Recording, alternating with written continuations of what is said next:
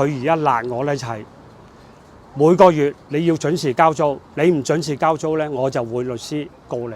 以前上一輩咧係好講人情嘅，我知道我困難咧，佢話啊得啦，你遲啲出交租啦。但係當年咧我仲後生，我可以去渣打恒生攞個卡去借錢，愛嚟填翻所有租金，然後咧就做到生意補翻條數。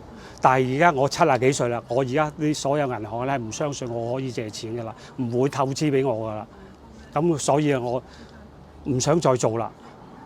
大件嘅騰 sofa 咧就係我呢間啦，最後我呢間就係我啦。點解我會做到咁巴閉咧？嘉富洋樓31號以前咧係英軍軍部高級軍官宿舍，變咗咧我鋪頭喺度咧就有啲軍官睇到我啲藤椅靚，佢覺得我啲貨好滿意，所以我由97之前已經開始做佢生意，做到20幾年，直至英女王唔喺度啦。